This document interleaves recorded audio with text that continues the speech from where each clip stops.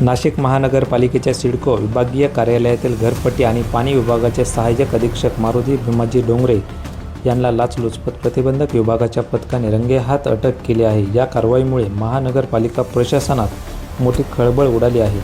मिळालेल्या माहितीनुसार तक्रारदारांच्या इमारतीच्या पार्किंगमध्ये बांधलेल्या 3 गाळ्यांची घरपट्टी आकारणी नियमित करून देण्यासाठी आरोपी अधिकाऱ्याने तब्बल 80,000 रुपयांची लाच मागितली होती। त्यामध्ये 70,000 रुपये नियमित आकारणीसाठी तर 10,000 रुपये मागील कामासाठी मागण्यात आले होते।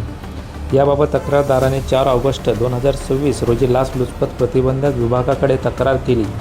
पंचासमक्ष पडताळणीमध्ये लाचेची मागणी झाल्याचे स्पष्ट झाल्यानंतर एसीबीने सापळा रचला।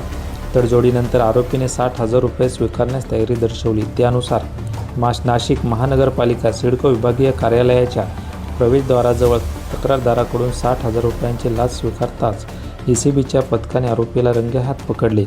या प्रकरणी अंबड पोलीस ठाण्यात भ्रष्टाचार प्रतिबंधक कायदा 1988 सुधारित 2018च्या कलम 7 गुन्हा दाखल करण्याची प्रक्रिया सुरू असून आरोपीला ताब्यात घेण्यात आले आहे।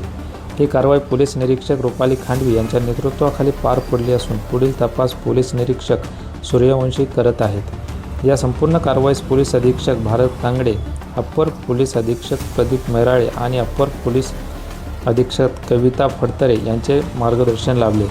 दरम्यान लाचलुचपत प्रतिबंधक विभागाने नागरिकांना आवाहन केले आहे की कोणताही लोकसेवक कामाच्या मोबदल्यात लाच मागत असल्यास तात्काळ एसीबीकडे तक्रार नोंदवा। या प्रकरणात पुढे आणखी कोणतीही माहिती समोर येते पाहण्यासाठी आमच्या सोबत राहा।